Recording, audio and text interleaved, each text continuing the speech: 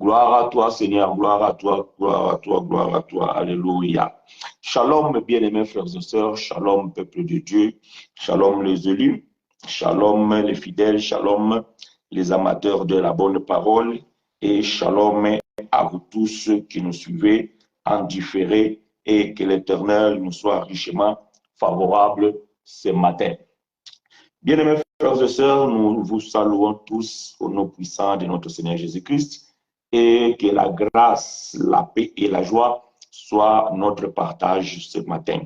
Nous bénissons l'Éternel, celui qui nous donne la force, celui qui nous donne la vie, même lorsque nous sommes dérangés, même lorsque la santé ne nous donne pas ou bien ne nous fait pas cadeau. Nous croyons qu'aussi longtemps que l'Éternel nous donne le souffle de vie et la capacité de pouvoir parler, donc nous sommes dans l'obligation de pouvoir prêcher la bonne nouvelle du royaume. C'est ainsi que ce matin encore, bien-aimés, nous allons partager avec vous les Écritures et nous allons essayer de pouvoir exploiter la pensée de l'Éternel, ce qu'il a mis dans sa parole, ce qu'il a caché dans sa parole. La Bible nous déclare que la gloire de Dieu, c'est de cacher des choses et la gloire du roi, c'est de sonder les choses. Et c'est ainsi qu'il nous a fait du roi et de sacrificateur, afin que nous puissions aller sonder ce que l'Éternel a caché. Voyez-vous, nous avons toujours dit que, bien aimé, la Bible aujourd'hui, ce n'est plus un livre mystérieux. Donc, parce qu'il n'y a plus de mystère dans la Bible. Tout a été révélé et tout est à la disposition du roi. Et c'est le roi d'aller sonder ce que l'Éternel a caché dans les Saintes Écritures. Bien-aimés, soyez les bienvenus dans cette école de la grâce de Dieu et que l'Éternel nous soit richement favorable. Ce matin, bien-aimés, nous allons parler sur un thème très intéressant que je pense que ça va nous aider à pouvoir comprendre beaucoup de choses. Les paroles que je vous ai dites sont esprit et vie. Voilà le thème, bien-aimés frères et sœurs, que nous allons développer ce matin. Vous allez m'excuser pour ma voix, je suis un peu enrhumé. J'espère que la grâce de Dieu sera toujours là et que le Saint-Esprit nous aidera à pouvoir causer, vous et nous. Les paroles que je vous ai dites sont esprit et vie. L'esprit de la lettre. Voyez-vous, bien-aimés, nous avons toujours dit que lorsque vous lisez la parole, lorsque vous lisez les Écritures, lorsque vous lisez la Bible, il y a des paramètres à prendre en compte pour la bonne compréhension des Écritures. Mais voyez-vous, l'Écriture, c'est une parabole. Dieu va dire, j'ai parlé aux prophètes par des songes et des paraboles. Donc, quand vous lisez les prophètes, vous devez comprendre que ce que les prophètes ont écrit, ce sont des paraboles et des songes. Or, que ce soit les songes ou que ce soit les paraboles, cela doivent être interprétés. C'est ainsi que lorsque vous lisez la parole, si vous ne touchez pas, ou bien si vous ne comprenez pas l'esprit de la lettre, alors vous aurez la difficulté de pouvoir comprendre la pensée du Créateur. Si, lorsque vous lisez la parole, ou bien les Écritures, si vous n'avez pas l'esprit de la lettre, vous ne pouvez pas saisir la pensée de l'auteur. Voyez-vous, c'est alors que, bien aimé, lorsque vous écoutez les gens expliquer la parole, ils prennent la parole sur la lettre. Voyez-vous? Oui, un corbeau est allé donner la nourriture à Élie. Et vous croyez vraiment que non, c'était un oiseau qui, dans sa cuisine, il a préparé du pain, il a préparé de l'eau et tout ça, il a mis dans un sac à dos, il a mis sur ses ailes, il s'est envolé, il est allé voir le prophète Élie et il a présenté la nourriture et Élie, il a pris la nourriture entre les mains des oiseaux. Voyez-vous, quand vous comprenez les Écritures comme ça, c'est que vous êtes dans la perdition, vous êtes mort. Voyez-vous, vous êtes mort. Pourquoi? Parce que vous expliquez la lettre. Vous lisez la lettre, donc vous expliquez la Bible dans la langue dont vous le lisez, mais vous n'avez pas l'esprit de la lettre. Et ça, c'est ce qui nous tue. Et ça, c'est ce qui nous fait beaucoup de dégâts. C'est alors que, voyez-vous, aujourd'hui, il y a beaucoup de doctrines qui se trouvent dans la religion parce que les gens, ils se sont basés sur l'écriture ou sur la lettre sans pourtant exploiter l'esprit de la lettre, c'est-à-dire la pensée de l'écrivain ou la pensée de l'auteur. Et l'auteur, ça peut être Dieu ou ça peut être un bien-aimé inspiré ou tout simplement un apôtre de notre Seigneur Jésus-Christ.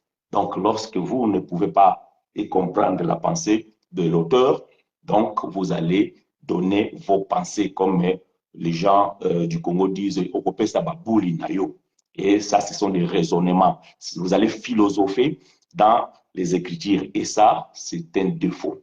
Alors, bien aimé, je vais vous inviter de pouvoir ouvrir vos Bibles et à tous ceux-là qui m'aident à pouvoir écrire aussi ces choses, de pouvoir écrire Jean chapitre 6, verset 50 à 63. Jean chapitre 6, versets 50 à 53. Bien-aimés frères et sœurs, je vous demande de m'aider à pouvoir écrire ces choses. Et c'est ainsi que moi je vais dire pour vous et avec vous, Jean chapitre 6, quatrième livre historique et biographique de notre Seigneur Jésus-Christ. Jean, les frères Jean, les disciples, les frères Jean, dans son chapitre 6, et nous allons commencer du verset 50 jusqu'au verset 63. Je vais lire pour vous et avec vous, et que l'Éternel vous soit favorable. J'ai fait la lecture, au nom du Seigneur Jésus-Christ, bien sûr. C'est ici les pains qui descendent du ciel, afin que celui qui en mange, ne meure point. Je suis le pain vivant qui est descendu du ciel. Si quelqu'un mange de ce pain, il vivra éternellement. Et le pain que je donnerai, c'est ma chair, que je donnerai pour la vie du monde. Là-dessus, les Juifs disputaient entre eux, disant, comment peut-il nous donner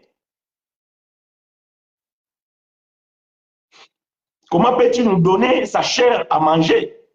Jésus leur dit, en vérité, je vous l'ai dit, si vous ne mangez la chair du Fils de l'homme, et si vous ne buvez le sang, vous n'avez point la vie en vous-même. Celui qui mange ma chair et boit mon sang a la vie éternelle. Et je le ressusciterai au dernier jour. Car ma chair est vraiment une nourriture et mon sang est vraiment un breuvage. Celui qui mange ma chair et qui boit mon sang demeure en moi. C'est ici et je demeure en lui plutôt. Comme le Père qui est vivant m'a envoyé et que je vis par le Père, ainsi celui qui mange vivra par moi. C'est ici le pain qui est descendu du ciel. Il n'est pas comme de vos pères qui ont mangé la manne et qui sont morts. Celui qui mange ce pain vivra éternellement. Verset 59. Jésus dit ces choses dans la synagogue, enseignant à Capernaüm. Plusieurs de ses disciples, après l'avoir entendu dire, cette parole est dure, qui peut l'écouter? Cette parole est dure, qui peut l'écouter? Jésus, sachant en lui-même que ses disciples murmuraient à ce sujet, leur dit, cela vous scandalise-t-il? Et si vous voyez les fils de l'homme monter où il était auparavant, c'est l'esprit qui vivifie. La chair ne sert de rien. Les paroles que je vous ai dites sont esprit et vie. Voilà, bien aimé, là où nous avons tiré les thèmes de ce matin, dans le verset 63. C'est l'esprit qui vivifie. La chair ne sert de rien. Les paroles que je vous ai dites sont esprit et vie. Que l'Éternel apporte l'explication à sa parole. Bien aimé, c'est reçu, c'est connu de tous. Je pense que vous tous, les lecteurs de la Bible, vous avez déjà lu au moins une fois. C'est reçu de Jean chapitre 6. Si nous montons un peu plus loin, nous allons voir que Jésus était en train d'enseigner le peuple. Il y avait une grande foule. Et à un moment donné, le soleil commençait à s'en aller. Et le soir arrivé, Jésus regarda le peuple et voyant que la foule était soifée d'écouter la parole de Dieu, mais Jésus savait aussi que la chair a besoin d'être nourrie. Alors, il dira à ses disciples qui étaient préoccupés que Jésus puisse expulser ou bien que Jésus puisse renvoyer la foule afin qu'ils aillent chercher à manger chez eux. Mais Jésus va dire que non, donnez-le vous-même à manger. Et vous savez ce qui s'est passé. Et les disciples n'avaient pas assez d'argent pour pouvoir acheter la nourriture pour tout ce peuple. Mais la Bible nous montre qu'il y avait un jeune homme là qui se trouvait avec quelques poissons et quelques morceaux de pain. Et l'Éternel, il a pris ses pains, il a multiplié et tous ont mangé. Donc, vous connaissez la suite. Et c'est après cet événement que Jésus va pouvoir expliquer au peuple que, bien sûr qu'ils ont mangé des pains physiques, bien sûr qu'ils ont mangé des pains miraculeux et ils étaient rassasiés. Mais Jésus va venir donner quelques propos qui sortent de l'entendement humain. Le Seigneur Jésus va utiliser des propos qui sont difficiles à pouvoir comprendre ou voire même à pouvoir expliquer. Alors le Seigneur dira que c'est ici le pain qui est descendu du ciel afin que celui qui mange ne meure point. Je suis le pain vivant qui est descendu du ciel. Oh! Après avoir mangé le pain miraculeux, Jésus dira que lui-même, il est le pain qui est descendu du ciel. Et celui qui en mange, il aura la vie éternelle.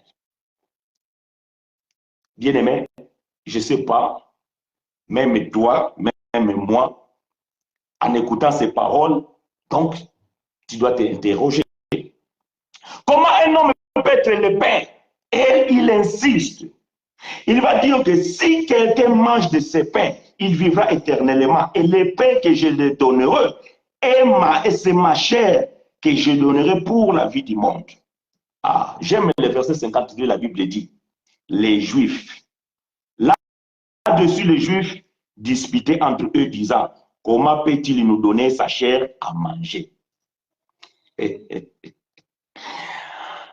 Vous savez, je vais ouvrir une parenthèse. Moi, je suis angolais, donc mes origines, donc je suis né en Angola. Et sans rentrer dans l'histoire, et il y a une partie de ma famille qui sont venus du Congo démocratique. Et en Angola, ceux qui sont les autochtones, c'est-à-dire que ceux qui n'ont pas sorti, ceux qui sont restés en Angola, qui n'ont jamais migré, on avait l'habitude de dire que, donc on appelait les langas, ça veut dire que les Aïrois, bien les Congolais, ils mangent des hommes. Voyez-vous, les Congolais, ils mangent des hommes.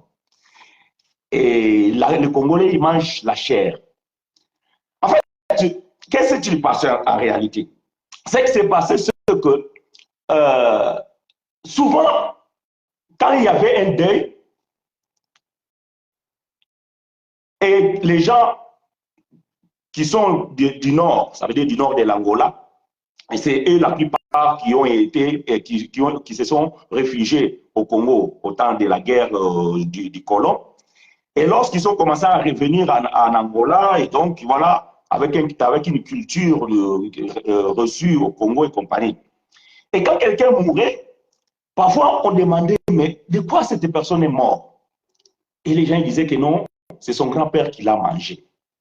En fait, c'est une façon de faire comprendre que cette personne a été tuée par la sorcellerie. Mais en fait, ils utilisaient cette expression-là qu'il a été bouffé par son grand-père. Il a été bouffé par sa tante. Et dans l'esprit des Angolais qui nous étions, Alors cela nous perturbait. Comment un homme peut-il manger un homme? Voyez-vous? C'est-à-dire que quand on veut interpréter ou bien on veut traduire littérairement une autre langue, parfois c'est très dangereux. Parce que dans la compréhension de ces gens-là, quand on disait que c'est son père ou bien son grand-père, ça veut dire que c'est le sorcier de la famille qui l'a mangé, ça veut dire qu'il l'a tué. Mais quand il traduisait ça maintenant en portugais, donc on prenait la traduction littéraire. Manger, donc ça veut dire en portugais comer. Et cela nous dépassait. Mais attends, mais le cadavre est là. On l'a mis dans les cercueils. Comment vous dites que non, il a été mangé? Voyez-vous, cela, c'était scandale. C'était scandale pour nous qu'on n'avait pas cette culture-là. C'était scandaleux pour nous qu'on n'avait pas cette façon-là de comprendre des choses. Donc, il fallait que quelqu'un puisse nous expliquer que non, quand on dit manger, ce n'est pas vraiment qu'on l'a coupé, on l'a mis dans la marmite et compagnie. Non, ça veut dire que le grand-père a fait des gris-gris ou bien je ne sais pas quoi là et tout ça, et la personne est morte. Ou bien la personne elle est morte. Ah, en fait, ce n'est pas manger. Mais pourquoi vous dites que manger? Donc, c'était une expression, mais quand on les traduisait en portugais, cela donc donnait une mauvaise compréhension. Et bien aimé, c'est pareil que ce que nous sommes en train de lire ici. La Bible dit que lorsque les Juifs entendirent cela, ils se disputèrent en disant, comment peut-il donner sa chair à manger? Voyez-vous? Comment peut-il nous donner sa chair à manger? Jésus leur dit, en vérité, je vous l'ai dit, si vous ne mangez la chair du Fils de l'homme et si vous ne buvez son sang, vous n'avez point la vie en vous-même. Il a insisté, donc il a surenchéri. Déjà, les autres sont perturbés. Ils se posent des questions.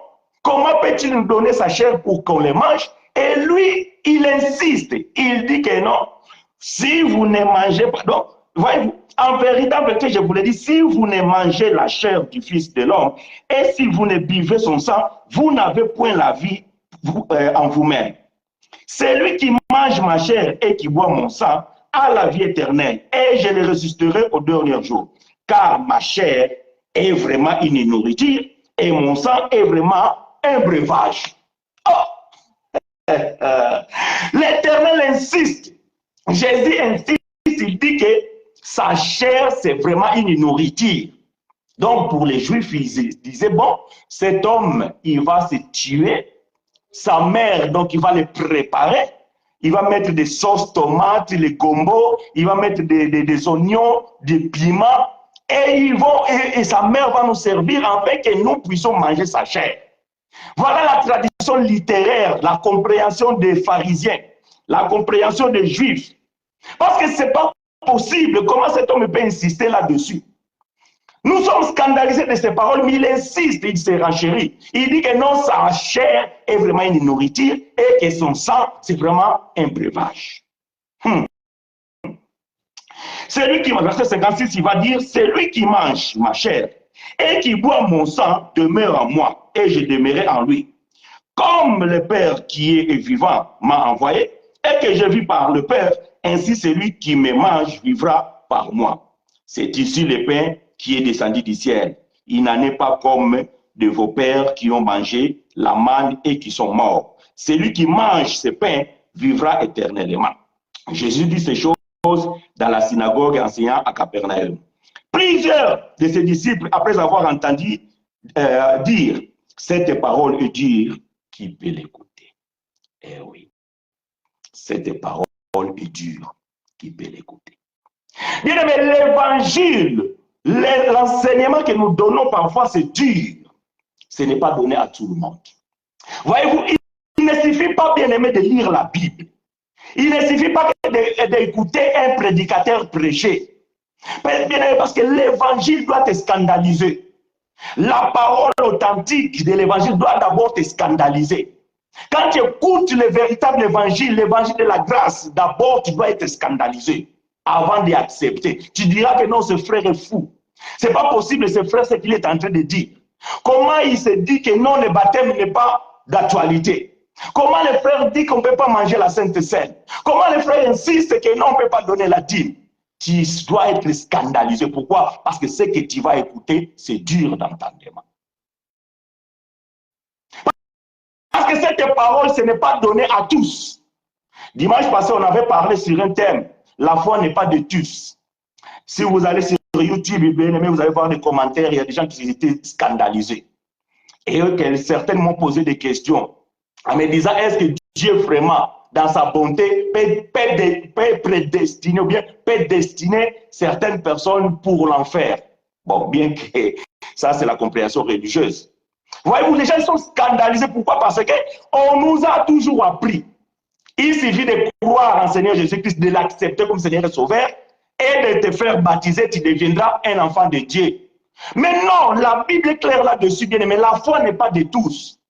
La foi, c'est de ceux-là que Dieu a connus d'avance, ceux qui doivent recevoir la foi. Ceux-là que Dieu a prédestinés, ceux qui doivent recevoir la foi. Ceux-là que Dieu a appelés, c'est ceux qui doivent recevoir la foi. La foi n'est pas de tous. Donc les gens sont scandalisés. Pourquoi? Parce qu'ils ont l'habitude d'écouter Dieu est bon. Tout ce qui vient, tout ce qui se passe dans le monde de bon, ça vient de Dieu. Tout ce qui est mauvais, ça vient du diable. Rien, il n'y a rien qui vient du diable. Ah bon, tu es scandalisé. C'est la première fois que tu écoutes ça. Mais je te dis la vérité, le diable n'a rien.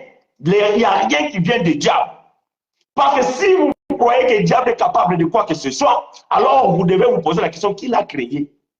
Et qui est le diable? Cette parole dure, qui peut l'écouter? L'évangile de la grâce, bien-aimé, ça doit d'abord te scandaliser. Et si tu es un élu de Dieu, après, tu dois être saisi parce que l'Esprit doit te convaincre que cette parole est vraie. Alléluia. Gloire à Dieu. Alors, excusez-moi, verset 61.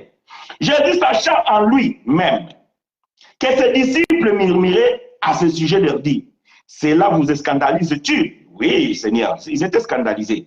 Et si vous voyez le Fils de l'homme monter où il était auparavant, c'est l'Esprit qui vérifie, la chair ne sert de rien. Les paroles que je vous ai dites sont esprit et vie. Gloire à Dieu. Les paroles que Jésus disait, ce sont des esprits et vie. Et vous allez comprendre bien, mais quand vous lisez, si vous lisez tous les chapitres de Jean chapitre 6, vous allez voir que les disciples, ils étaient 70. Ils étaient 70. Mais, quand ils ont écouté cette parole, quand Jésus a insisté que non, il devait vraiment manger sa chair, qu'il devait vraiment boire son sang, oula, la Bible dit 52, non 58, parce qu'il était 70. 58 de ceux qui étaient avec lui, ils ont dit que nous ne pouvons pas suivre cet homme. C'est un cannibale. Il va nous bouffer. Il va d'abord commencer à nous donner sa chair. Après, ils vont aussi nous attaquer, ils vont nous bouffer. On ne peut pas accepter ces choses. Nous ne sommes pas des cannibales. On ne peut pas manger la chair d'un homme. Et ils sont partis. Et la Bible nous dit que 12 sont restés. Voyez-vous bien, mais les 12 qui sont restés, c'est ceux. C'est ceux. Pourquoi? Parce que vous allez comprendre que malgré qu'ils étaient 70, quand Jésus a fait le miracle, la Bible dit qu'il resta 12 paniers. Pourquoi 12? Parce que ces 12 paniers, la Bible dit qu'il recommanda aux disciples. Et les disciples, chacun prit un panier.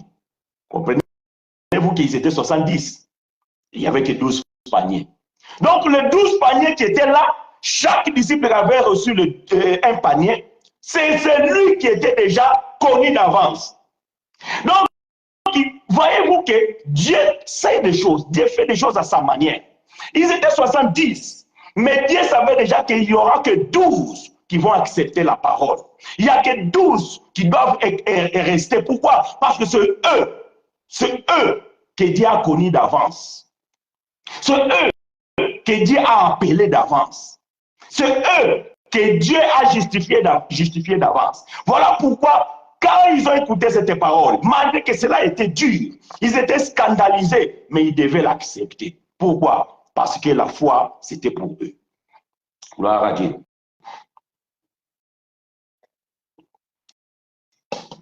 La foi, c'était pour eux. Mais les autres, alors, les autres ne pouvaient pas comprendre cette parole parce que cette parole est dure et qui peut l'accepter. Voilà pourquoi, bien aimé, les paroles que je vous ai dites sont esprit et vie. Donc, ce que ces bien-aimés ont vécu, les 58 là, ça représente la religion d'aujourd'hui. Aujourd'hui, bien aimé, la religion sont dans ces 58 disciples de Jésus qui n'ont pas compris la parole de Dieu qui était esprit et vie. Parce qu'ils ont pris l'interprétation littéraire de la parole et ils étaient scandalisés. Ils ont dit que non, nous, on doit partir. Et ça, c'est la religion aujourd'hui. La religion, ils ont pris cette parole à la lettre. Et voilà pourquoi vous allez dans les assemblées, vous mangez le corps de Jésus et vous buvez le sang de Jésus. C'est ce qu'ils appellent la Sainte Seine. Voyez-vous? C'est ce qu'ils appellent la Sainte Seine. Mais ils n'ont pas compris que ces paroles que Jésus disait étaient esprit et vie. Donc, vous allez dire que vous ne pouvez pas interpréter littérairement ces écritures parce que personne ne peut manger le corps de Jésus et personne ne peut boire le sang de Jésus. Ça, ce sont des choses spirituelles. Jésus va dire ceci que la chair ne sert de rien. Quand on parle de la chair, ça veut dire que ce qui est physique. Ce qui est physique ne sert à rien. Les paroles que je vous ai dites sont esprit et vie. Donc, il faut que tu puisses comprendre l'esprit de la lettre pour pouvoir saisir la pensée du Créateur. Vous devez avoir l'esprit de la lettre pour pouvoir saisir la pensée du Seigneur. Est-ce que Jésus, en insistant que sa chair était vraiment une nourriture et que son sang était vraiment un breuvage, est-ce qu'il parlait vraiment de son corps, de sa chair? Non. Matthieu chapitre 13. Matthieu chapitre 13, verset 34 à 35.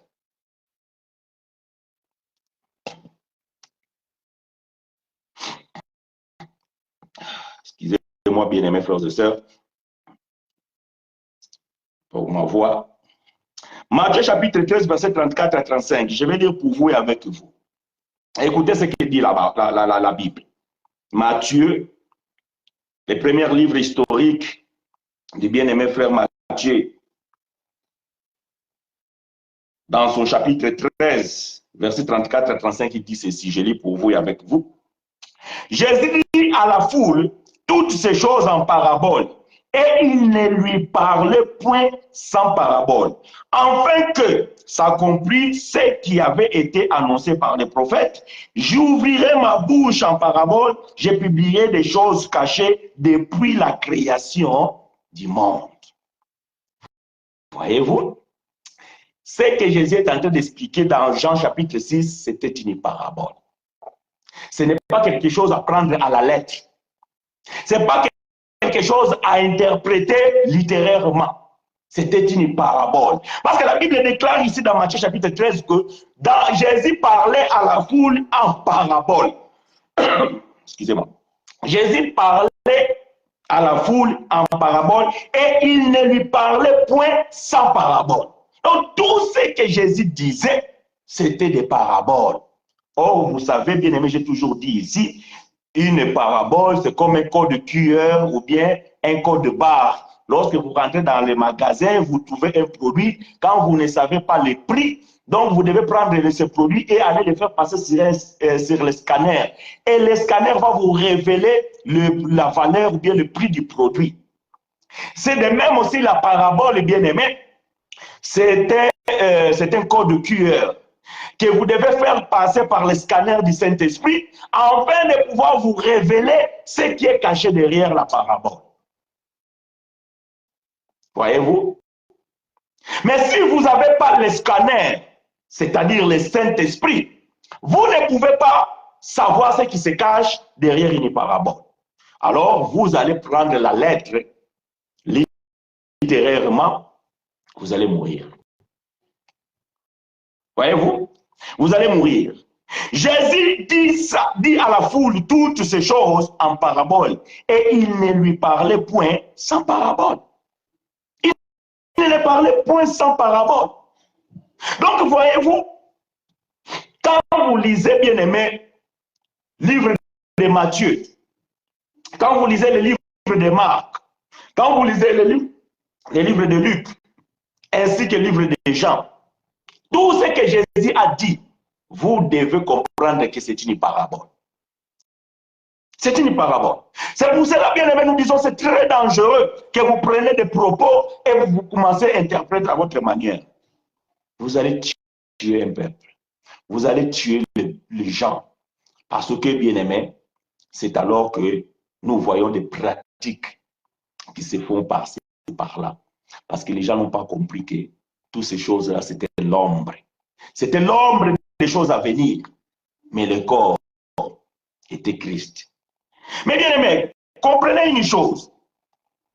Jésus insiste que ma chair est vraiment une nourriture et mon sang est vraiment un breuvage. Et pour avoir la vie, vous devez manger la chair. Vous devez manger ma chair. Parce que cette chair que vous voyez là, c'est le pain qui est descendu du ciel. Donc nous comprenons que le pain, c'est ce qui donne la vie. Et le pain que Jésus dit qui donne la vie, c'est sa propre chair. Donc ça veut dire que si nous ne mangeons pas la chair de Jésus, nous n'aurons pas la vie. Mais bon, maintenant moi je pose la question. Peut-être qu'ils avaient l'occasion de voir Jésus, ils pouvaient le tuer et le découper et garder les morceaux dans la, je ne sais pas, dans le réfrigérateur à l'époque, peut-être il n'y en avait pas. Ils devaient peut-être bien les saler, les sécher dans le soleil pour que ça ne pourrisse pas et les manger petit à petit, et le jour où la chair était terminée, bon, il n'y avait plus la vie. Mais nous, alors, dans notre temps, nous n'avons même pas l'occasion de les voir physiquement. Parce que frère Paul va dire que si on a connu Jésus selon la chair, aujourd'hui, on ne le connaît point de cette manière-là. Alors, nous connaissons Jésus comment? Mais si lui, il a dit que nous devons vraiment manger sa chair pour avoir la vie éternelle, comment ferons-nous pour que nous puissions avoir la vie éternelle aujourd'hui? Comment ferons-nous pour avoir la vie éternelle aujourd'hui, bien-aimés? Parce que c'est lui qui donne la vie éternelle, c'est le pain de vie, et le pain de vie, c'est la chair de Jésus. Mais où est la chair de Jésus aujourd'hui? Bon, la religion, ils ont dit, comme Jésus n'existe plus, nous allons maintenant fabriquer son corps. C'est des morceaux du pain et un peu du vin. Et vous allez dire que non, quand bien aimé vous mangez vous prenez la Sainte Seine, nous sommes en communion avec Dieu. Bien aimé. Vous pensez vraiment les pains faits chez les boulangers, les vins faits par un vignoble, ça peut vraiment donner une vie. Ah non, frère, nous, notre pain, nous le faisons nous-mêmes, sans les vins, nous les préparons à la maison. Oui, vous croyez vraiment ce que vous préparez là à la maison, que vous donnez à la Sainte Seine, cela peut donner la vie. Vous pensez vraiment que cela peut maintenir une relation entre l'homme et Dieu? Vous pensez vraiment que cela vous amène à la communion avec le Seigneur Jésus? Non, bien aimé. Rien du tout. Rien du tout. Et voilà pourquoi toutes ces pratiques religieuses que vous faites là, donc toutes ces doctrines que vous avez dans vos assemblées, ne vous donnent pas la vie. Ne vous donnent pas la vie. Même les sorciers mangent le corps de Jésus dans les assemblées. Nous avons des preuves. Même les sorciers distribuent le corps de Jésus dans les assemblées. Moi, je l'ai vécu dans les protestants. Un grand sorcier connu de tous dans les quartiers, mais il était un grand diacre aussi dans l'église. Et il distribuait aussi la Sainte Seine. Et cela ne le faisait rien, ni peur. Pourquoi? Parce que ces éléments-là n'ont pas de puissance. Ces éléments-là n'ont pas de valeur. Ces éléments, ils n'ont aucune influence spirituelle. Aucune influence spirituelle. Parce que ce sont des choses symboliques. Voir même Judas, il a mangé la Sainte Seine avec Jésus. Judas n'était pas mort. Judas n'était pas mort. Alors que tandis que la Bible dit même qu'après avoir mangé, Satan entra en Judas. Oh, comment celui qui vient de manger le corps de Jésus, que Jésus est dans son corps, Satan peut rentrer dans son corps? Parce que c'était des choses symboliques. Ce que Jésus avait fait avec les disciples, c'était des choses symboliques, c'était l'ombre. C'était tout simplement pour pouvoir expliquer ce qui est la réalité. Mais qu'est-ce que c'est la réalité? Ah, voilà. Qu'est-ce que c'est la réalité? Jean chapitre 16, verset 25. Que l'Éternel nous soit richement favorable. Et nous vous souhaitons la bienvenue dans cette école de la grâce de Dieu. Jean chapitre 16, verset 25. Je lis pour vous et avec vous. Jésus va dire ceci. Je vous ai dit ces choses en parabole. L'heure vient où je ne vous parlerai plus en parabole, mais où je vous parlerai ouvertement du Père. Jésus dit à la foule toutes ces choses en parabole et il ne lui parle point sans parabole. Matthieu 13, 34.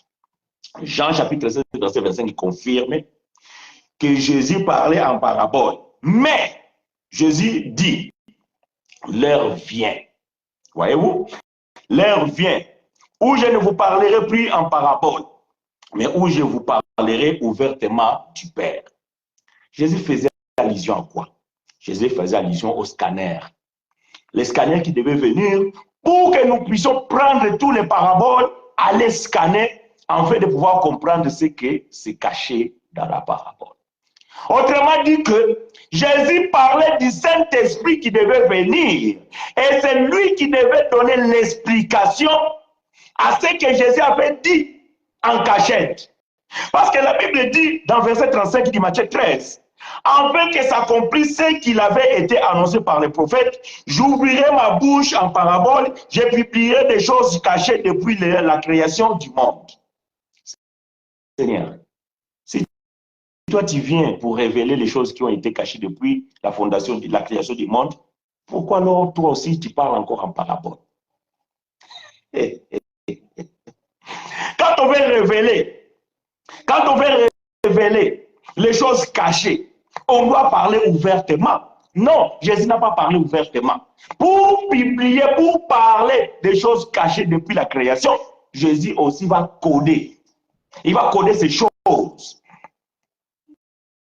Il va coder ces choses. Mais lui-même, il va dire que ce que je vous ai dit, ce sont des paraboles. Mais l'heure vient. Ah, donc il veut dire que ce que Jésus a prononcé de sa bouche, ce n'est pas apprendre à la lettre. Ce n'est pas apprendre à la lettre, bien-aimé. Il faut aller creuser l'esprit de la lettre. Il faut comprendre l'esprit de la lettre. Parce que ce que Jésus a dit, ce sont des paroles spirituelles. Et c'est ces paroles spirituelles qui donnent la vie. Mais la lettre ne donne pas la vie. Alléluia. La lettre ne donne pas la vie. Ce qui donne la vie, bien-aimé, c'est l'esprit. C'est l'esprit de la lettre qui donne la vie. Voilà pourquoi, bien-aimé, frère Paul va dire que 2 Corinthiens chapitre 3, verset 6, Paul va dire ceci. 2 Corinthiens chapitre 6. Non, 2 Corinthiens chapitre 3, verset 6. Paul va dire ceci. Il nous a aussi rendus capables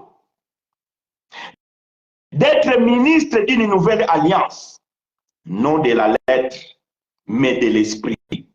Car la lettre tue, mais l'esprit vivifie. Ah! Paul vient certifier ce que Jésus avait dit dans Jean chapitre 6, verset 63. Les paroles que je vous ai dites sont esprit et vie. Et Paul dit ici que ce que Jésus avait dit, même Pierre, même Jacques, même Jean ne pouvaient pas même l'expliquer. Pourquoi? Parce qu'ils étaient dans le ministère de la lettre. Ils étaient dans le ministère de Moïse. Ils étaient dans le ministère de la condamnation et de la mort. Voilà pourquoi, bien-aimé, la parole prise à la lettre pouvait donner la mort. Mais Paul dit qu'il nous a aussi rendu capables d'être ministres d'une nouvelle alliance. Ah, donc ça veut dire que c'est dans cette nouvelle alliance où nous devons expliquer tout ce qui était dit dans l'ombre. Voyez-vous, c'est dans cette nouvelle alliance que nous devons expliquer ce qui a été dit dans l'ombre. C'est dans cette nouvelle alliance que nous devons décortiquer ce qui a été dit en cachette. C'est dans cette nouvelle alliance que nous devons interpréter les paraboles.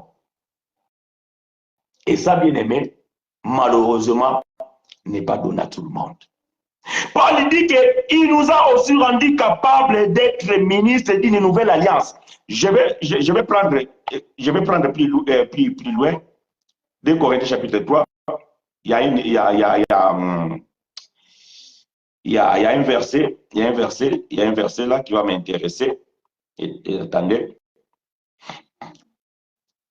je vais prendre les 8 secondes quand même, parce que la plupart, vous avez les 8 secondes. Donc, nous sommes dans 2 Corinthiens chapitre 3. Écoutez ce que Paul va dire ici. Verset 5. Ce n'est pas à dire que nous soyons par nous-mêmes capables de concevoir quelque chose comme venant de nous-mêmes. Notre capacité, au contraire, vient de Dieu. Bien aimé, la capacité de pouvoir marcher dans les Écritures, la capacité de pouvoir entrer dans les chambres de Salomon, bien aimé, n'est pas donnée à n'importe qui. C'est une capacité, bien aimé, que l'Éternel te donne. C'est pas que non, bien aimé, tu es allé faire la théologie et tu as eu le diplôme, tu es devenu pasteur révérend. Oh, peut-être parce que, je ne sais pas, tu étais resté sous les pieds d'un apôtre quelconque et que maintenant tu penses que tu as tout compris ce que lui t'a prêché et toi aussi tu vas te autoproclamer pasteur, tu vas te autoproclamer docteur, tu vas t'autoproclamer évangéliste, tu vas t'autoproclamer prophète. Et c'est alors que tu vas comprendre les mystères de la Bible. Non. Cette capacité, ce n'est pas humaine. Ce n'est pas ton père spirituel, entre guillemets, comme vous le dites. Même comme nous le disons, ce n'est pas ton père dans la foi qui va te donner cette capacité de pouvoir entrer dans les Écritures et pouvoir sortir les miels. Ah non. Paul dit que pourquoi j'ai sauté? Je suis dans le chapitre 4, chapitre 3, verset 5. Ce n'est pas à dire que nous soyons par nous-mêmes capables de concevoir quelque chose comme venant de nous-mêmes. Vous savez, quand Jésus avait parlé à propos des eunuques, Jésus a désigné 3 types d'eunuques. Jésus a dit qu'il y a des eunuques qui sont faits de mains d'hommes. Il y a des autres des eunuques qui sont faits d'eux-mêmes. Et il y a les eunuques de naissance.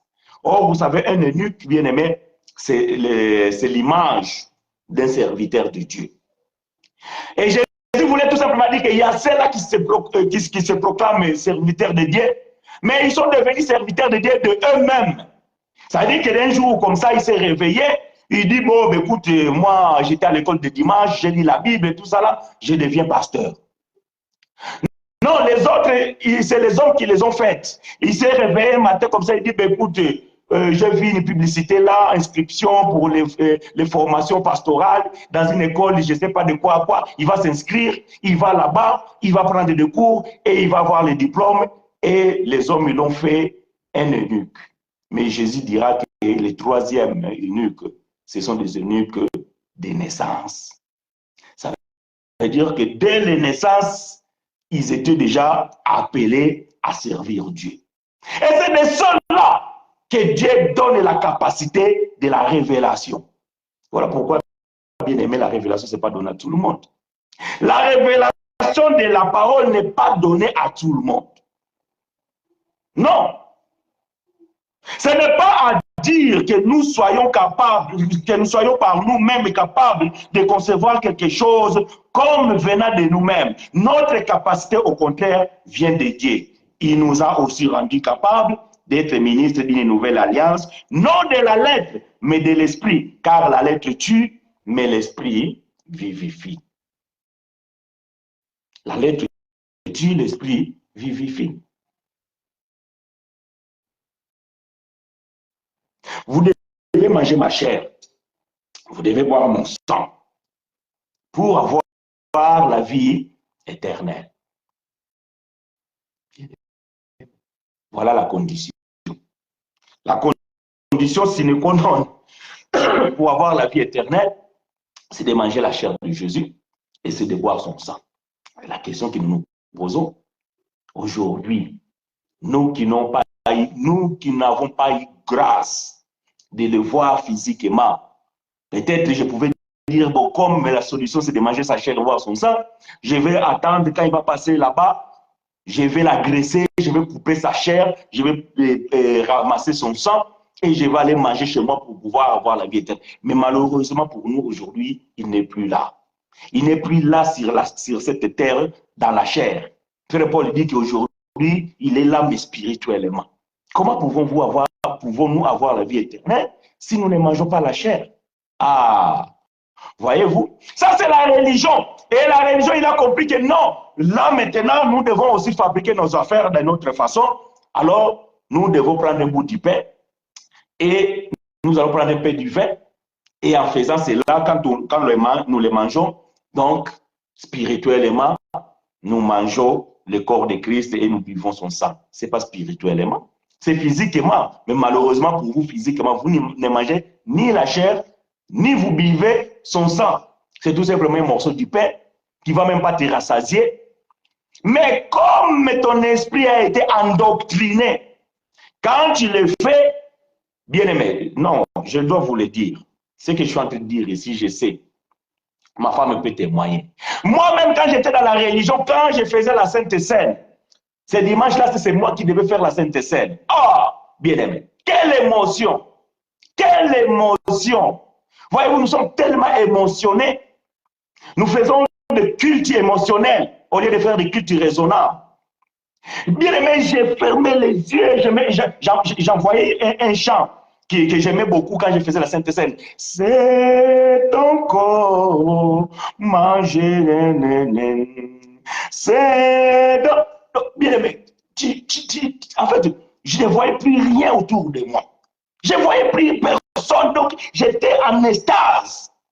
Donc, en fait, au fond de moi, je me disais que je suis avec Dieu, je suis en communion avec le Seigneur. En fait, tout cela, bien aimé, c'était un esprit religieux qui m'animait. C'était un esprit religieux, bien aimé, qui m'animait. Ça n'a rien à voir avec la spiritualité. Ça n'a rien à voir avec l'onction. Parce qu'aujourd'hui, bien aimé, quand vous rentrez dans ces lieux-là, vous allez voir les gens émotionnés. Et ils appellent ça de l'onction. Non, c'est des émotions. Quand vous voyez quelqu'un en train de pleurer, quand vous bien aimé, ce sont des émotions. Vous voyez, l'homme est émotionnel. Ça n'a rien à voir avec l'onction. Bien aimé, l'onction ne peut pas te faire pleurer. L'onction ne peut pas te faire devenir comme un bébé. À tel point, ton fils te demande, papa, pourquoi tu pleures? Maman, pourquoi tu pleures? Non, je pleure parce que je suis en communion avec mon Père qui est Dieu. Mais l'enfant te regarde comme ça, et il te dit, mais papa, tu dois pleurer parce que tu es en communion avec ton Père. Voyez-vous, vous donnez même une mauvaise image de Dieu à vos enfants. Pourquoi? Parce que vous êtes émotionnel. C'était mon cas quand j'étais dans la religion. Mais gloire à Dieu, lorsque j'ai reçu la révélation de ces choses, aujourd'hui je m'oppose. Aujourd'hui j'explique la véritable parole de Dieu. Qu'est-ce que nous devons comprendre alors à propos de ce que Jésus dit? Qu'est-ce que Jésus voulait dire exactement en disant ces choses? Nous allons visiter frère Matthieu. Nous sommes dans le livre de Matthieu chapitre 16.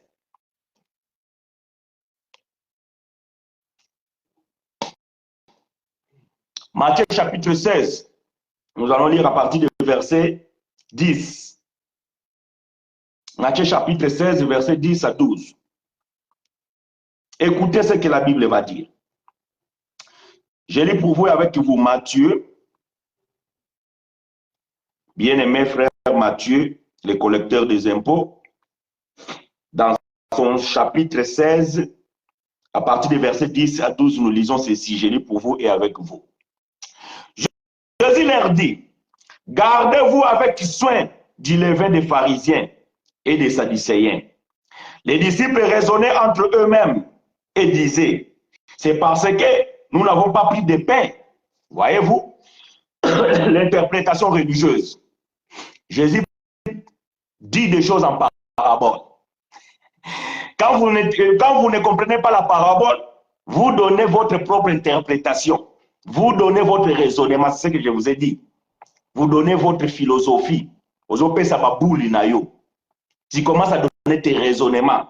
La Bible dit, lorsque Jésus dit à ses disciples, gardez-vous avec soin du levain des pharisiens et des sadducéens, les disciples raisonnaient à eux-mêmes. Voyez-vous? Bien, on ne raisonne pas dans les Écritures. Les Écritures s'interprètent elles-mêmes. On ne peut pas raisonner. Non, Jésus a dit, nous devons manger sa chair et nous devons boire son sang. Mais comme Jésus est mort, il est allé au ciel, maintenant nous allons fabriquer du pain et nous allons mettre un peu du vin. Cela va représenter le corps de Jésus et son sang. Ça, c'est votre raisonnement. C'est que vous n'avez pas saisi l'esprit de la lettre. C'est que vous n'avez pas compris la révélation. Donc, c'est la même chose avec les disciples. Jésus parlait de faire gaffe avec les levains des pharisiens. Et ils se sont dit, comme ils étaient en voyage, ils ont dit, ah, le maître nous reproche de ne pas avoir pris du pain. Voilà, maintenant, il est en train de nous gronder. Parce que nous avons oublié de prendre du pain. Parce que le voyage est long. Voilà les raisonnements religieux. Voilà les raisonnements des gens qui n'ont pas l'esprit. Les raisonnements que les gens qui ne peuvent pas comprendre la parabole. Les raisonnements des gens qui n'ont pas la révélation. Jésus l'ayant connu dit, pourquoi raisonnez-vous même gens de pain et de foi sur ce que vous n'avez pas pris de pain? Jésus va les interpeller. Pourquoi raisonnez-vous? Pourquoi raisonnez-vous en vous-même, gens de paix de foi?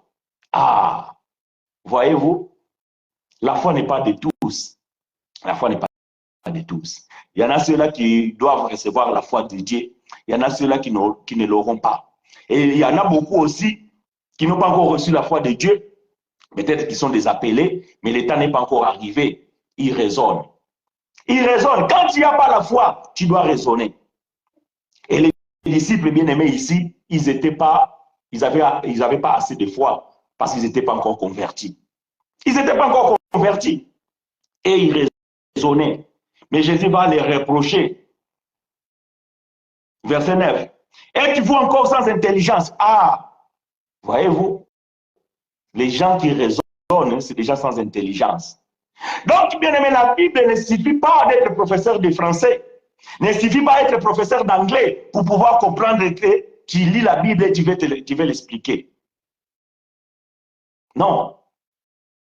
L'intelligence ici, il faut que ton intelligence académique se marie avec l'Esprit de Dieu pour pouvoir comprendre les Écritures. Parce que si tu mets que l'intelligence humaine, donc tu vas interpréter la lettre. Maintenant, il te faut aussi le Saint-Esprit pour pouvoir te faire comprendre ce que tu es en train de lire dans la lettre. Dieu voudrait dire ça. Alors écoutez, êtes-vous encore sans intelligence? Et ne vous rappelez-vous plus les 5 pains de 5000 hommes et combien de paniers vous avez emportés? Ah, j'aime ça. Jésus ramène les disciples dans Jean chapitre 6. Jésus amène les disciples dans Jean chapitre 6. Donc, ça veut dire que ce que Jésus est en train de dire ici a des rapports avec Jean chapitre 6. Jésus dit, ne vous souvenez plus. Est-ce que vous avez déjà oublié les miracles que j'ai fait quand j'ai nourri 5000 hommes avec 5 pains, 2 poissons? Vous avez oublié qu'il était resté même 12 paniers. Et quand je vous ai dit que non, les pains que vous devez manger, c'est ma chair. Les pains que vous devez manger, c'est mon corps. Le sang que vous devez buvez, plutôt, le breuvage que vous devez buvez, c'était mon sang.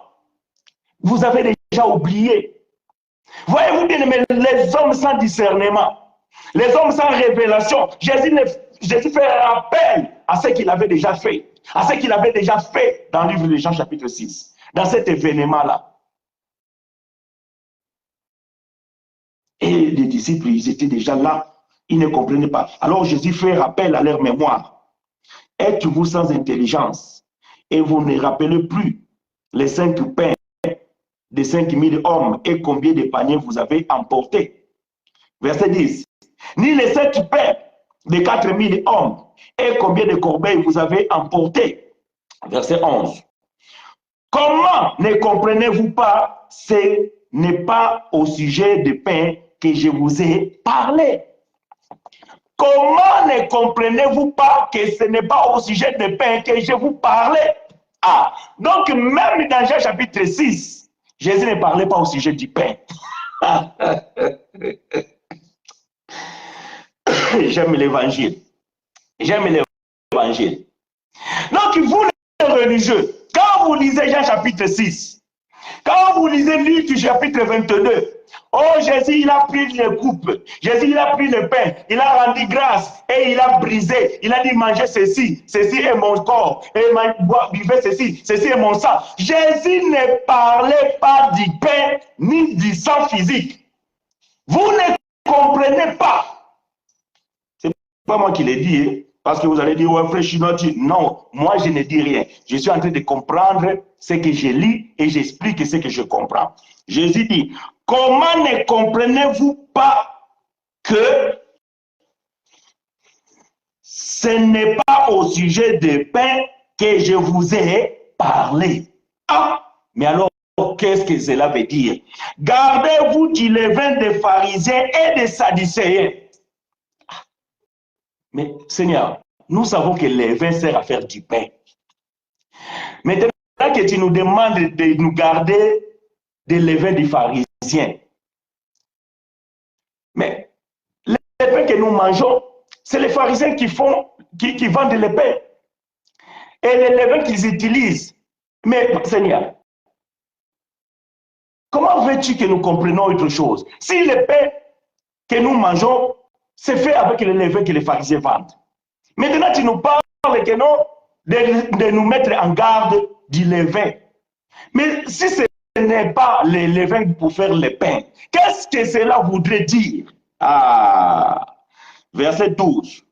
Alors, ils comprirent que ce n'est pas du levain du pain qu'il avait dit de se garder, mais de l'enseignement des pharisiens et des sadducéens. Ah! Le pain, c'est l'enseignement. Voilà l'interprétation. Lorsqu'ils ont compris que le Seigneur Jésus ne parlait pas des choses physiques, l'esprit s'est ouvert. Non, je vais prendre ça. Je vais prendre ça dans Frère Luc. Écoutez ce que Frère Luc va dire. Nous allons prendre ça chez Frère Luc. Qu'est-ce que Frère Luc va dire? Frère Luc va dire quoi? Non, nous allons prendre Frère Marc. Prenons Frère Marc. Nous allons prendre Frère Marc. Frère Marc au chapitre 8. Frère Marc chapitre 8, verset 14 à 21. Marc chapitre 8. Marc chapitre 8, verset 14 à 21. Nous lisons ce que Frère Marc va dire ici. Je lis pour vous et avec vous. Marc chapitre 8, verset 14 à 21. Les disciples avaient oublié de prendre des pains. Ils n'avaient qu'un seul avec eux dans la barque. Jésus leur fit cette recommandation. Gardez-vous avec soin du levain des pharisiens et du levain d'Hérode. Les disciples raisonnaient entre eux et disaient, c'est parce que nous n'avons pas de pain. Jésus l'ayant connu leur dit, pourquoi raisonnez-vous sur ce que vous n'avez pas de pain? Êtes-vous encore sans intelligence et ne comprenez-vous pas? Avez-vous le cœur endurci? Ayant des yeux, ne voyez-vous pas? Ayant des oreilles, n'entendez-vous pas? Et n'avez-vous point les mémoires? Voyez-vous bien, mais si moi je dis ça à un frère, vous allez me dire que frère, tu es en train d'insulter les gens, tu es en train d'insulter les gens parce que pourquoi, ceci, cela et tout. Mais comme c'est le Seigneur Jésus, voyez-vous, donc c'est normal. Jésus est en train de traiter ces gens-là, les gens sans mémoire, sans intelligence, de cœur endurci. Ils ont des yeux, mais ils ne voient pas. Ils ont les oreilles, mais ils n'entendent pas. Et ils n'ont pas même le mémoire de pouvoir comprendre. Verset 19. Quand j'ai rompu les 5 pains pour les 5000 hommes, combien de paniers pleins de morceaux avez-vous emporté? 12, lui répondirent-ils. Et quand j'ai rompu les 7 pains pour les 4000 hommes, combien de corbeilles pleines de morceaux avez-vous emporté? 7, répondirent-ils. Il leur dit, ne comprenez-vous pas encore? Ne comprenez-vous pas encore? Voyez-vous? Ne comprenez-vous pas encore? Est-ce que le religieux bien-aimé, et il ne comprennent pas encore? Est-ce qu'ils ne comprennent pas encore? Malheureusement, ils ne comprennent pas encore. Quand ils lisent la Bible, ils ne comprennent pas encore. Quand ils lisent les Écritures, ils ne comprennent pas encore. Voilà pourquoi ils raisonnent. Bien aimé, on ne raisonne pas dans la Bible. On ne raisonne pas. Soit tu as la révélation, soit tu ne l'as pas. N'invente pas quelque chose qui, je ne sais pas, ça vient de quel village. Je vous ai dit, la révélation ne peut pas contredire les Écritures. Si la révélation contredit les Écritures, c'est que la révélation elle est fausse, parce que l'Écriture ne peut pas être anéantie. Est-ce que vous me comprenez? Je répète. La révélation ne peut pas contredire l'Écriture. Donc, quand quelqu'un est en train de donner une révélation et que cette révélation contredit l'Écriture, ou cette révélation n'est pas en accord avec les Écritures, comprenez bien aimé que c'est la révélation qui est mauvaise, parce que l'Écriture ne peut pas être anéantie. Voyez-vous? Donc, les pains que Jésus parle là, c'est l'enseignement. C'est l'enseignement, bien-aimé. C'est cet enseignement-là, bien-aimé, qui ouvre l'entendement des hommes pour la vie éternelle. C'est cet enseignement, bien-aimé, qui donne la compréhension de ces choses. Donc, en aucun cas, bien-aimé, il s'agit de pain physique ou du vin physique. Si vous prenez ces choses dans cette manière-là, alors vous allez mourir. Pourquoi vous allez mourir? Vous allez mourir parce que vous êtes en train d'interpréter la lettre avec votre raisonnement. Or, votre raisonnement, là, bien-aimé, elle n'est pas biblique. De même aussi, le raisonnement des disciples n'était pas biblique.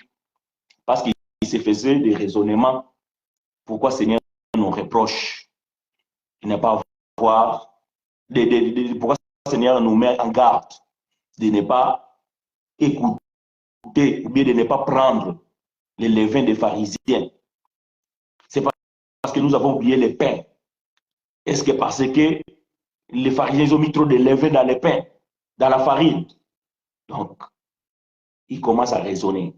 Et bien aimé, s'ils devaient expliquer aux gens ce que le Seigneur vient de dire, ils allaient dire ça. Il allait dire ça. Que non, quand vous partez en voyage, il ne faut pas oublier les pains. Le Seigneur n'aime pas ça. Quand vous êtes en train de partir en voyage, vous devez préparer vos sacs, n'oubliez pas les pains. Voilà l'interprétation que les disciples devaient donner, s'ils devaient maintenant expliquer. Parce que c'était leur compréhension. C'est ce qu'ils ont compris de la parole de Jésus. Et c'est ainsi que, bien aimé, aujourd'hui, beaucoup de prédicateurs comprennent mal les paroles du Seigneur. Et ils donnent leur raisonnement. Ils donnent leur raisonnement, bien aimé. Si tu n'es pas baptisé dans l'eau, tu n'iras pas au paradis. Si tu ne donnes pas la dîme, tu ne seras pas béni. Si tu ne fais pas l'action de grâce, l'année prochaine, tu auras le malheur. Parce qu'ils donnent leur raisonnement. Ils raisonnent. Mais le Seigneur dit, pourquoi vous raisonnez? Pourquoi vous raisonnez? Les levains des pharisiens, ce n'est pas le pain physique que vous avez oublié, c'est l'enseignement. Ah, nous comprenons que quand Jésus dit que vous devez manger ma chair, ça veut dire que vous devez manger l'enseignement. Parce que dans la Bible, manger veut dire prêcher ou enseigner. Est-ce que vous comprenez? Dans la Bible, manger veut dire enseigner ou prêcher.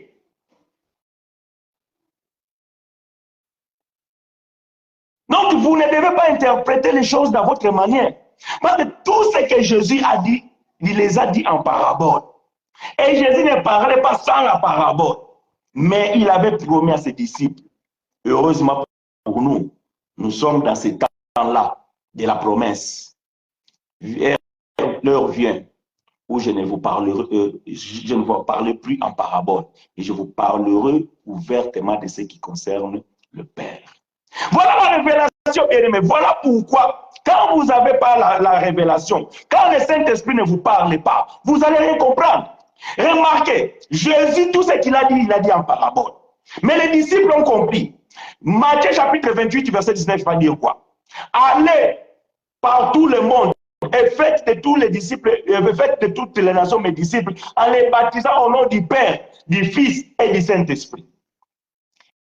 Mais quand vous lisez la Bible, dans Actes des Apôtres, quand les disciples de Jésus ont baptisé, ils n'ont jamais baptisé au nom du Père, du Fils et du Saint-Esprit. Pourquoi? Parce que Jésus il avait parlé en parabole. Baptisé au nom du Père, du Fils et du Saint-Esprit, c'était en parabole. Quand vous lisez là-bas, vous allez voir que le nom, il est en 5 lieux. Il n'y a pas un S. Veut dire quoi? Au nom du Père, quel est le nom du Père? Jésus. Au nom du Saint-Esprit, quel est le nom du Saint-Esprit? Jésus. Au nom du Fils, quel est le nom du Fils? Jésus. Voilà pourquoi, bien-aimés, les disciples de Jésus n'ont jamais baptisé au nom du Père, du Fils et du Saint-Esprit. Mais vous le savez aujourd'hui. Bon, déjà nous disons que les baptêmes d'eau, ce n'est plus d'actualité dans la nouvelle alliance. Les disciples, ils l'ont continué parce qu'ils étaient dans la cohabitation des alliances. Et ils étaient encore des disciples de Moïse. Ils étaient dans le temps de la transition. Ils avaient le ministère de Moïse. C'est normal qu'ils devaient le baptiser. Nous, dans notre temps aujourd'hui, ces choses ne servent plus à rien. Mais quand ils baptisaient, pourquoi non pas baptiser au nom du Père, du Fils et du Saint-Esprit? Parce que ce que Jésus avait dit, c'était en parabole. Voilà pourquoi aujourd'hui la Trinité, dans la religion, est née à partir de ces versets. La Trinité, bien aimé, c'est quelque chose de diabolique, qui n'est pas biblique. Pourquoi? Parce que Jésus a parlé en parabole. Mais quand le Saint-Esprit est venu, a révélé aux disciples que non, le nom du Père, c'est Jésus. Le nom du Fils, c'est Jésus. Le nom du Saint-Esprit, c'est Jésus. Et ils ont baptisé au nom du Seigneur, Jésus. Voyez-vous? Voilà l'interprétation de ces gens-là qui ont reçu le Saint-Esprit.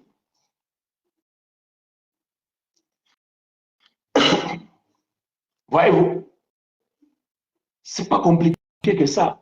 Alors, vous prenez les propos de Jésus et vous raisonnez à votre manière pour donner votre explication. Non, voyez-vous, Jean chapitre 6, Jésus est en train de dire que son corps est vraiment, sa chair c'est vraiment la nourriture, son sang c'est vraiment un breuvage, voilà pourquoi nous faisons la Sainte Seine. Vous raisonnez, vous raisonnez. Jésus parlait que son corps, sa chair, ça veut dire que c'est la parole. Au commencement était la parole et la parole était avec Dieu. Donc c'est cette parole-là que nous devons manger. Et quand on mange la parole, ça veut dire que nous enseignons la parole. Non, je dois donner cette écriture. Jean chapitre 4. Jean chapitre 4. Enseigner, bien aimé, manger dans la Bible, c'est enseigner. Jean chapitre 4. Verset 31 à 34. Jean chapitre 4, verset 31 à 34. Vous connaissez l'histoire de la femme samaritaine. La Bible dit que Jésus était en voyage avec ses disciples. Et à un moment donné, ils sont arrivés dans un puits de Jacob et ils étaient fatigués, affamés. Jésus va envoyer ses disciples aller chercher la nourriture. Et pendant ce temps-là, il y a une femme qui va venir puiser de l'eau. Et Jésus va s'entretenir avec cette femme. Et entre-temps, la femme, une fois qu'il a fini de s'entretenir avec le Seigneur, il va rentrer au village et les disciples vont revenir avec la nourriture et ils vont inviter Jésus de pouvoir manger. Mais Jésus va dire quoi? Jean chapitre 4, verset 31-34. Pendant ce temps, les disciples le pressaient de manger, disant, Rabbi, mange. Mais il leur dit, j'ai à manger une nourriture que vous ne connaissez pas. Les disciples se disaient donc entre eux, entre un les autres, quelqu'un lui aurait apporté à manger, toujours dans les raisonnements. Ils étaient difficiles, ces gens-là, ils n'avaient rien, mais vraiment rien. Ils ne comprenaient pas les propos de Jésus, ils ne comprenaient pas les paraboles. Pourquoi? C'est normal. Ils n'avaient pas le Saint-Esprit, ils n'étaient pas des convertis. Ils n'étaient pas des convertis, ils n'avaient pas le Saint-Esprit. Donc, pour eux, tout ce que Jésus disait, ils le prenaient à la lettre. Et voilà pourquoi aujourd'hui, beaucoup de pasteurs, ils ne sont pas convertis. Ils ne sont pas convertis, bien-aimés. Et ils n'ont pas le Saint-Esprit. Oh, frère Chino, ça, c'est pas possible. Là, tu es allé trop loin. Moi, je ne suis pas allé trop loin. Je ne suis pas trop loin. Quand vous avez le voile, quand vous avez encore le voile, c'est que vous n'êtes pas encore converti. Ce n'est pas moi qui l'ai dit, c'est Paul. Dans 2 Corinthiens chapitre 3, c'est Paul qui l'a dit. Je passe à partir du verset 14. Si vous voulez, nous pouvons le lire. Paul dit que lorsque le voile tombe, lorsque le cœur se convertisse au Seigneur Jésus-Christ, le voile tombe. Donc quand tu lis la Bible et que tu ne vois pas la révélation, c'est que tu es encore voilé. Et si tu es encore voilé, tu n'es pas converti. Non. Lisons ça. Nous allons revenir dans Jean chapitre 4. Allons lire 2 Corinthiens.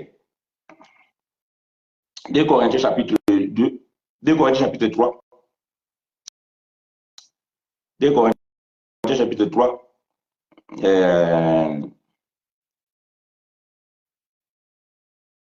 Je vais commencer par le verset 15. 15 et 16. 2 Corinthiens chapitre 3, verset 15 et 16. Jusqu'à ce jour, quand on lit Moïse, un voile est jeté sur leur cœur. Mais lorsque les cœurs se convertissent au Seigneur, le voile est ôté. Ce n'est pas moi qui l'ai dit. Voyez-vous? C'est Frère Paul. 2 Corinthiens chapitre 3, verset 15 et 16. Frère Paul il dit que quand quelqu'un lit la parole de Dieu, et qu'il est toujours voilé, ça veut dire quoi, voilé? Ça veut dire que tu expliques la lettre telle que tu le lis, de la même manière aussi, voilà, tu l'expliques. Paul dit tu es encore voilé. C'est-à-dire que tu ne comprends pas que ce que tu lis là, c'est l'ombre des choses à venir. Donc quand toi tu interprètes physiquement les choses, oh bien-aimé, Jésus l'avait recommandé, faites ceci en mémoire de moi, chaque fois que vous le ferez, vous annoncez la mort et la résurrection. Ça, c'est la lettre. Ça, c'est la lettre. Comment vous pouvez, comment dirais-je, commémorer la mémoire de quelqu'un qui est vivant? Quand on commémore les mémoires, c'est déjà mort. Les mémoires de Lumumba, les mémoires de François Mitterrand, les mémoires de John Calvin, je ne sais pas quoi, tout ça, parce qu'ils sont morts. Est-ce que Jésus est mort? Jésus n'est pas mort. Jésus, il est vivant. Comment vous pouvez, donc, quand vous prenez la Sainte Seine et vous appelez à la mort, vous voulez qu'il meure encore? Ces lettres-là, quand vous les lisez comme ça, bien aimé, vous devez comprendre l'explication. Quand vous prenez la Sainte Seine et vous faites l'appel, vous appelez à sa mort. La mort de qui? S'il est vivant. Paul dit dans Romains chapitre 6, verset 6 à 9, Christ est mort une fois pour toutes, il ne meurt plus. Maintenant, quand vous prenez le vin et vous mangez les pains dans vos églises et vous dites que non, nous faisons l'appel à la mort du Seigneur Jésus-Christ, vous voulez qu'il meure encore? C'est malheureux, bien-aimé. Voyez-vous? Frère Paul, frère Jean dit, Jean chapitre 4, je reviens là-dessus. Pendant ce temps, les disciples les présentaient de manger, disant, Rabbi mange. Verset 32. Mais il leur dit, j'ai à manger une nourriture que vous ne connaissez pas. Les disciples se disaient donc les uns et aux autres, quelqu'un lui aurait apporté à manger. Jésus leur dit, ma nourriture est de faire la volonté de celui qui m'a envoyé et d'accomplir son œuvre. Voyez-vous, manger, la nourriture de Jésus, c'était de faire la volonté de celui qui l'a envoyé, c'était enseigner. Donc, enseigner, c'est manger. Et quand quelqu'un enseigne, donc il mange avec vous. Tel que moi, je suis en train de faire, je suis en train de manger avec vous. Moi, j'enseigne et vous recevez. Donc, nous sommes en train de partager, nous sommes en train de communier. Voilà notre Sainte Seine. C'est ça. C'est ça notre Sainte Seine. Nous le faisons tous les dimanches, tous les jours. Chaque fois que nous partageons la parole, chaque fois que vous partagez la parole avec le frère, la bonne parole, je parle, ce n'est pas n'importe quelle parole. Vous êtes en train de manger. Vous êtes en train de prendre le corps de Christ, le véritable pain qui donne la vie. C'est ça l'enseignement de l'évangile de la grâce. Ça n'a rien à voir avec les choses physiques. Ça n'a rien à voir avec les choses physiques. Manger dans la Bible, c'est enseigner. Quand Jésus dit que vous devez manger mon corps, vous devez boire mon sang, ça veut dire que vous devez manger, c'est enseigner. Boire, c'est donner l'explication. Voilà pourquoi, bien aimé, le frère Melchisedec, lorsqu'il a trouvé Abraham, après avoir donné la dîme de tout, le frère Melchisedec, il a donné le pain et le vin à Abraham. Pourquoi? Parce que le pain, c'est la parole, le vin, c'est l'explication de la parole. Donc, vous ne pouvez pas manger et ne pas boire. Vous devez manger et boire. C'est-à-dire que vous devez recevoir la parole et l'explication de la parole. Mais quand vous recevez que la parole, ça c'est la lettre. La lettre tue. Ça veut dire qu'il n'y a pas la vie, il n'y a pas le vin. Le vin, voyez-vous bien aimé, ça peut représenter l'esprit. Donc, voilà pourquoi la parole de Dieu dit que les paroles que je vous ai dites est esprit et vie. Si vous donnez que la parole, il n'y aura pas la vie si vous ne donnez pas le vin. Voilà pourquoi vos pasteurs, ils vous donnent que la parole, ne vous donnent pas le vin. Donc, ils lisent la lettre et ils interprètent la lettre. Où est le vin? Ah, pour eux, c'est qu'ils doivent amener le vitalo ou bien le vin dans un petit capsule avec un bon morceau de pain. C'est ça que Jésus avait recommandé. Vous devez manger mon corps et vous devez boire mon sang. Non, non, non, non. Jésus n'a pas recommandé ça. C'est que vous êtes encore dans la lettre et que vous n'êtes pas convertis parce que vous êtes encore voilés. Et donc, aussi longtemps que vos cœurs ne seront pas convertis, le voile ne peut pas être ôté. Il faudrait que vous vous convertissez pour que le voile soit ôté. C'est alors que vous allez comprendre les mystères cachés dans les Écritures. Voilà, bien aimés frères et sœurs, ce que nous pouvions partager ce matin. Les paroles que je vous ai dites est esprit et vie. L'esprit de la lettre. Quand vous lisez la parole de Dieu, bien-aimé, il faut avoir l'esprit de la lettre. Si vous n'avez pas l'esprit de la lettre, alors vous allez raisonner tel que les disciples. Ils marchaient avec Jésus. À chaque fois que Jésus disait quelque chose, ils murmuraient, ils raisonnaient. Mais le Seigneur, pourquoi il dit ça? Ah, c'est parce que nous avons oublié du pain. Mais c'est parce que, voyez-vous, donc ils raisonnent. Et si quelqu'un à côté, il demande à Pierre, Pierre, qu'est-ce que le Seigneur veut dire?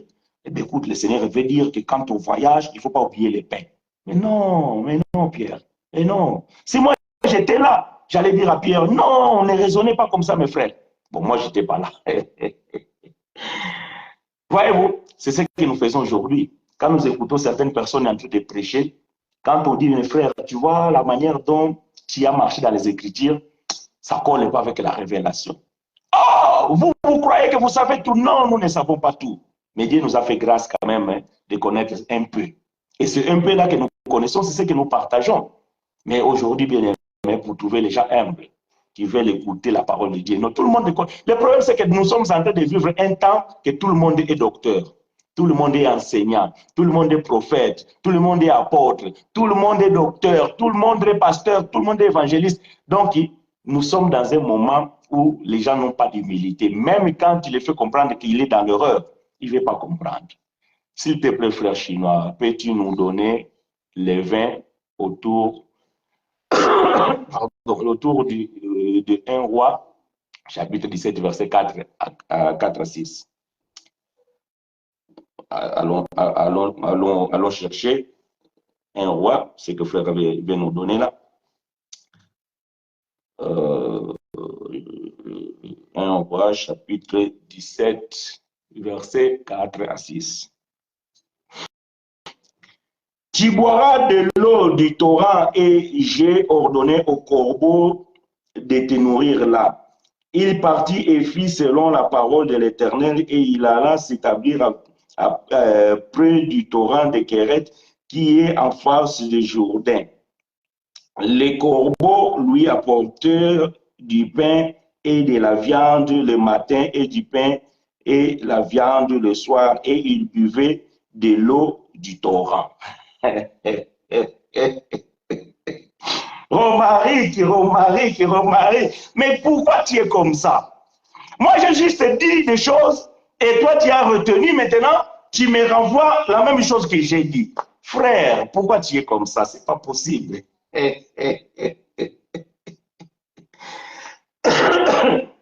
Donc, frère fait allusion de ce que j'ai dit au commencement. Parce que j'ai dit que lorsque vous lisez qu'Élie a été nourri par un corbeau, vous pensez vraiment que c'est un corbeau physique. Et le frère veut savoir. Non, frère, ce n'est pas un oiseau. Ce n'est pas un oiseau bien-aimé qui a nourri Élie. Mais malheureusement, quand vous êtes dans les assemblées, vous allez, même il y a des chants, il y a des prédications, bien-aimé. Dieu, il a nourri, si Dieu a nourri Élie avec un corbeau, il est capable. Non, bien-aimé, Dieu n'est pas un homme pour faire des choses comme vous. Dieu n'a pas besoin de nous impressionner. Voyez-vous, Dieu ne fait pas des choses par plaisir parce que Dieu veut nous impressionner. Dieu n'a pas besoin de nous impressionner. Voyez-vous, je vais vous dire une chose. Les gens qui vivent en France, ou bien que les gens qui lisent la littérature française, vous savez, ici en France, quand quelqu'un reçoit une lettre anonyme, on dit que c'est la lettre du corbeau. Voyez-vous, si vous ne savez pas ça, essayez de vous renseigner ou allez sur Google, tapez sur Google, qu'est-ce que veut dire la lettre du corbeau? Ça veut dire que on appelle la lettre du corbeau, c'est quelqu'un, ça veut dire que quelqu'un qui veut dénoncer quelqu'un, il va écrire et après il va envoyer peut-être le courrier dans un commissariat de police. Quand le commissariat de police reçoit le courrier, il n'y a pas le nom du mandataire. C'est-à-dire que c'est lui qui a écrit. Il ne signe pas, il ne met pas son nom, il ne met pas son adresse. Mais par contre, il explique là que non, j'ai mon voisin dans tel endroit, ainsi comme ça, il vend des drogues et tout ça, là, il a tué sa femme et tout ça. Et les commissaires, ils reçoivent. Par contre, ils ne peuvent pas trouver ce témoin parce que c'est un corbeau. En français, on les appelle la lettre du corbeau. Est-ce que c'était le corbeau qui a envoyé la lettre chez les policiers? Non, c'est un homme, mais qui est anonyme. Donc, bien aimé, ici, Dieu a gardé l'anonymat de celui qui a nourri Élie. Je ne raisonne pas, je parle avec les Écritures, bien aimé. Parce que raisonnons. Bon, maintenant, nous allons raisonner. Avant pour que je puisse vous donner l'explication, nous allons raisonner. Le corbeau, c'est un oiseau.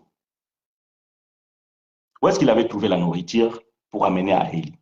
Bon, il est allé chez quelqu'un, il est rentré dans la maison de cet homme-là, ou bien de cette femme, il a vu, ah, il y a une marmite couverte, il a découvert comme ça, il a trouvé du pain. Et il a volé le pain, il a mis dans la poche, il a mis sur ses ailes, et il s'est envolé. Jusqu'à là où il y avait Élie. Et il vient donner la nourriture à Élie. Bon, non, cette option ne marche pas. Deuxième option. Non, le corbeau est allé au marché. Il est allé au marché, il est allé acheter du pain. Il a acheté du pain et il a pris du pain. Le vendeur aussi, il a pris l'argent, il a donné le pain à un oiseau. Et l'oiseau, il a pris avec ses ailes, il a apporté, il est allé donner. Non, ça aussi, ça ne marche pas. Ah, le corbeau, il avait une cuisine. Le corbeau, il est allé acheter la farine, il a acheté de l'huile et il a préparé la pâte, il a fabriqué du pain. Et il a pris du pain, il a apporté jusqu'à frère Élie. Non, c'est un homme. C'est un homme qu'on appelle ici corbeau, qui a apporté la nourriture à frère Élie. Mais cet homme devait être anonyme. Pourquoi? Parce que tous ceux qui étaient proches d'Élie, on devait les tuer. Pourquoi? Parce que la femme Jézabel, la reine Jézabel, était en train de chasser ou bien de chercher le frère Élie pour le tuer, parce que Élie avait tué 450 prophètes de Baal. Et la femme Akab avait juré que la nuit ne devait pas tomber sans qu'il tue Élie. C'est alors qu'Élie il a pris la fuite. Vous savez ce qu'Élie avait dit? Seigneur, ils veulent me tuer. Jésus est resté seul. Ils ont tué tous. Mais Dieu va révéler à Élie, non, tu n'es pas seul. Il y a encore 7000 hommes que moi j'ai réservés. Et parmi ces 7000 hommes, il y avait un homme qu'on appelle le corbeau qui est venu nourrir le frère Élie. Remarquez, bon, vous allez dire, ouais, frère chinois, mais ça ne colle pas. Un jour, on vient voir le Seigneur Jésus. On a dit à Jésus que non, Hérode, il est en train de te chercher pour te tuer. Jésus va dire quoi? Allez dire à ces renards-là, je dois travailler aujourd'hui, demain, et le troisième jour après j'y vais. Oh! Est-ce que Hérode était un renard? Est-ce que Hérode était un renard? Hérode n'était pas un renard. Et pourquoi Jésus dit, allez dire à ces renards-là? Maintenant, si vous lisez là, donc nous devons chercher le renard. Mais le renard, c'est un animal, non? Est-ce que Jésus vraiment avait besoin de dire à un renard qu'on l'amène l'information? Non, Jésus traite Hérode d'un renard. Quand on parle de corbeau, ce n'est pas un oiseau. Ça, c'est une compréhension littéraire. Et quand vous lisez comme ça, c'est alors que les gens qui sont chez eux là, ils attendent le corbeau. Bien aimé, vous n'aurez jamais le corbeau. Pourquoi ces choses qui s'est passées à l'époque, on ne les vit pas aujourd'hui? Je dis, qui peut témoigner qu'un jour, il était chez lui comme ça, un oiseau l'a mené, même juste quelques francs, ou euros, ou dirhams, ou je ne sais pas quelle monnaie. Est-ce qu'un corbeau vous a déjà nourri, vous? Un oiseau vous a déjà donné, vous, quelque chose? Non. Donc, bien aimé, ici, là, il n'y a pas de mystère. C'est que tout simplement que c'est un homme qu'on a gardé son anonymat et qu'on a appelé le corbeau. Comme je vous ai dit, faites vos recherches en français. Vous allez voir qu'ici en France, quand un anonyme envoie une lettre et qui cache son identité, on l'appelle corbeau. Et je suis sûr que les Français se sont inspirés de cette histoire d'Élie. Alors, si eux-mêmes ils se sont inspirés de cette histoire d'Élie, alors pourquoi nous, qui lisons la Bible, nous croyons que non? Bon, quelqu'un va me dire, mais c'est frère chinois, Dieu est capable de tout. Est-ce que moi je dis le contraire? Mais vous pensez que Dieu est un homme qui est là pour nous impressionner? Non. Dieu n'est pas un homme pour nous impressionner. Et non, Dieu va prendre un oiseau, il va envoyer un oiseau. Pourquoi? Parce que l'oiseau, on ne peut pas l'attraper sur le chemin. Parce qu'il vole plus vite que les hommes. Non. C'est un homme, c'est quelqu'un qui est allé nourrir les prophètes. Et cette personne, on a gardé son anonymat. Ça n'a rien à voir. Ça n'a rien à voir. Bien, mais n'interprétez pas les choses. La Bible dit, Joseph a eu un songe. Il dit à son père, Père, j'ai eu un songe. J'ai vu 11 étoiles se prosterner devant moi. J'ai vu la lune et le soleil se prosterner devant moi. Bizarre. Tu as vu les étoiles. Toi, tu es un homme. Et les étoiles se prosterner devant toi. Toi, tu es un homme. Le soleil, l'astre, la lune se prosterner devant toi. Ce n'est pas possible. Mais le Père, étant prophète, il a compris ce que le Fils a eu. Voici l'interprétation des 11 frères. Donc, les étoiles vont venir se prosterner devant toi. Moi, ton père, le soleil, je vais me prosterner devant toi. Et ta mère, la lune, vient se prosterner devant toi. C'est pas possible. Est-ce que Joseph avait dit ça? Non, mais le père a eu la révélation et il a donné l'interprétation. C'est alors que, voyez-vous, quand vous ne comprenez pas ces choses, vous lisez Matthieu chapitre 24, vous pensez que les étoiles tomberont du ciel et que la lune s'obscurcira, le soleil s'obscurcira, et vous prenez ces choses physiquement. Bien aimé, vous êtes dans l'erreur. Voyez-vous, quand on parle des étoiles, on parle des hommes. Voilà pourquoi vous avez l'habitude d'appeler Messi, c'est une star. Mbappé, c'est une star. Je ne sais pas qui, c'est une star. Ça veut dire quoi les stars? Étoile, parce que star, c'est en anglais. En français, c'est étoile. Si vous ne comprenez pas le langage biblique, alors vous aurez du mal à interpréter la Bible. Une étoile, si ça tombe, bien aimé, une étoile, c'est plus grand que la terre. Maintenant, si les étoiles tombent, une seule étoile, si ça tombe, c'est plus grand que la terre. Maintenant, si les étoiles doivent tomber, non. Pourquoi les étoiles? Voyez-vous, quand vous lisez la Bible, vous faites attention. Quand vous lisez Genèse chapitre 1, vous allez voir quoi? La Bible dit, Dieu a créé les deux grands luminaires, un pour présider la nuit, l'autre pour présider le jour. Dans le langage humain, quand on préside, on est un chef. On est un grand. Donc, ça veut dire que quand on dit les étoiles tomberont du ciel, on est en train de parler des gens qui se placent plus haut. Voyez-vous, dans la société, nous avons les gens qui sont placés plus haut. Et ces gens-là doivent tomber. C'est pour ça qu'on dit que quand quelqu'un qui était riche, ou bien il était pour grand, il était, tout ça, on dit que non, l'étoile est tombée. Voyez-vous, l'étoile est tombée. Ça veut dire que, remarquez quelqu'un comme Kadhafi, c'était une étoile, il est tombé par terre. Saddam Hussein était une étoile, il est tombé par terre. Ben Laden était une histoire et une étoile, il est tombé par terre. Ça, c'est le langage biblique, c'est le langage juif. N'interprétez pas littérairement la Bible, vous allez mourir. Vous allez mourir.